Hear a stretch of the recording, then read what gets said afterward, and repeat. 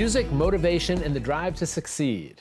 As part of our ongoing initiative, Chasing the Dream, Poverty and Opportunity in America, we're looking at the story of one musician's rise from sleeping in subways to packing stadiums. Violin virtuoso and New York native Damien Escobar touched his first violin at the age of 8. And from that point on, it was love at first note. But his path to acclaim wasn't always easy. From Juilliard at 10 to competing on America's Got Talent to losing everything. But don't count him out just yet. Damien has come back in a very big way with a mix of hip-hop, classical sounds, and a bit of sonic magic. Here's a look.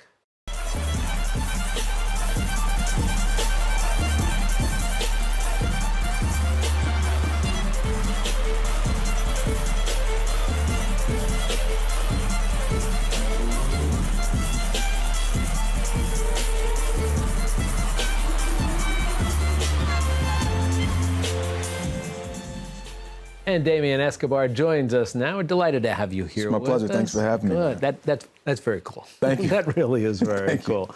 Let's go back to the beginning. Sure. Right? 8 years old. How is it that you end up having a violin in your hand and deciding this is pretty fun, I want to do this?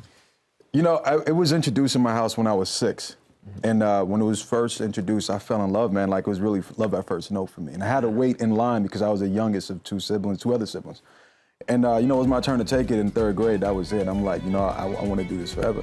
When you started playing, what did the rest of your friends think about it? I mean, you know, the usual. The usual thing you'll hear as a kid playing the violin. Oh, that's for girls. Oh, you're a sissy, you're this, you're that. I mean, I heard it all, man. What did you used to say? When some of your friends would say that to you and they'd look at you and say, man, what is that you got there? How did you answer it? I couldn't recollect. I can't recollect exactly how to answer. I know how it made me feel. You know, How did it make you feel? I felt abandoned. I felt different. I felt like an outlaw. You know, and as a young kid coming from Jamaica, Queens, you know, an area where hip hop is prevalent, where, you know, sports like basketball and sports in general are prevalent. You know, this young kid that loved Bach and didn't quite understand Dr. Dre at 10. You know, I was different, man. Like, but the one thing, I was never ashamed of it. You know, I figured, you know, this was kind of just my path, and I walk it. I mentioned America's Got Talent. Yeah. Tell us about that. That was, so that's when I was in a group with my brother. And, you know, we had some success prior to America's Got Talent. And this was during a time where our career was kind of on a decline. We peaked. And we told ourselves, look, we just have to get on this show one time. And we ended up not only getting on the show, but lasting to the end of the competition. And that really changed my life completely. You know, because now we had this sound. At that point, you know, there weren't a lot of violinists doing what we were doing. You know, we were one of few that were doing it. So at that point, it took this little niche genre and took it around the world. And we became overnight phenomenons, and our sound was now celebrated around the world. It was great because it was a gift, but when you're so young, and, you know, everyone knows with success comes money. And when you're young and you don't have the direction, you don't have, you've never hung out with somebody that made $1 million. You know, you don't know how to act with it. And what happens is you start to use, at least for me, my gift wasn't so much as a gift as it was now this tool that made me money. And I stopped appreciating everything around me. And that's when I started declining. As a human being, I started declining. You know, me looking back now, mind you, let's fast forward to 2012 when things really started to unravel. You know, this is when the group disbanded in 2012. You know, at that point, I looked in the mirror, I had no idea who I was. You know, I was doing things that I wasn't necessarily, proud of at that point in my life. You know, everything was about money, you know, what money can buy me. I didn't appreciate people, you know, and then look, when I ended up losing all of it, you know, when the group ultimately disbanded, I looked in the mirror and I had no idea who was staring back at me. I hit the lowest point in my life in 2012. You know, it took all but about 5 months until I ended up homeless. And going from living in a multi-million-dollar condo overlooking Manhattan to now sleeping on the subways.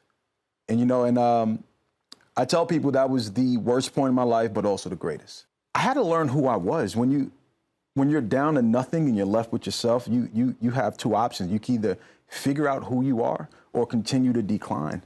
And it took me some time, but it actually took me about a year until I said, you know what, I got to pick myself back up and do something with my life. And now, not a lot of people notice, but I did not go back to music. The first thing I did was go to real estate. I went from being an artist that, you know, I was used to people taking care of me, and now I had to take care of people. You know, and in that process of taking care of people, you know, you start to appreciate things. You know, everything was different for me. And I stopped selling real estate after about 3 to 4 months. And it wasn't because of, you know, now I had to become a public servant. It was more so because I realized that I wasn't operating in my purpose. And I remember sitting on the train going back home because I had to move back home to Jamaica, Queens. And I remember sitting on the train and I did some soul searching, man, and I had to forgive myself. You know, I had to forgive myself. I had to forgive other people around me, and I had to take ownership for how my life turned out. And I just kind of had this coming to moment, and I picked my violin back up. Did it feel different this second time around when the sort of the beauty of your music once again recaptured you? Yeah, absolutely. How did it feel different? Yeah. The thing is, when you don't have any money and you're a musician, the only thing you can rely on is music. You know, and I was fortunate enough at that point not to have bills, not to have to worry about money, and just create and be an artist. And no one knew me. No one knew Damien Escobar. They only knew the guy that used to be in a group, but they didn't know me outside of that. I just started writing music in my mom's basement, and I released this mixtape called Sensu Melodies. And that came out in 2013. 3 years later, in 2016, that same album entered the Billboard charts. You know, so and for me, that was kind of like an affirmation, like, wow, you know, when you operate in your purpose, the doors open up. This is where I'm supposed to be. This is where I'm supposed to be, man. And of course, you know, with that, obviously over 4 or 5 years, I worked myself back up to being, you know, successful. And with that comes money. But the journey now for me is so much different, man. It's not about money. For me, it's always been about chasing purpose and not chasing paper, right? Yeah. When you chase your purpose and you operate in your purpose, I can't drive that point home enough. And I say it in my concerts.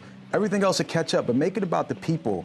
You know, I receive messages on a daily basis from fans saying, hey, I'm stage 4 cancer and you saved my life. Or, you know, this teenager from Canada, I remember it. It said, you know, I was about to commit suicide and your music saved my life. And I'm like, wow, like, you know, I have a responsibility, you know, as an artist that's deeper than money. And it's nice to see that sometimes people can hit that bottom and then they learn their lesson and they discover the beauty of their music, how it saves your life, it affects other people's lives. Damien, it's a wonderful story. Thank you, man. And we're glad to see you're doing so well. Thank you so much. We'll let your fans make sure they get out there and see you when you're traveling. Yes. Good luck on the tour and everything else. Thank you. You be well.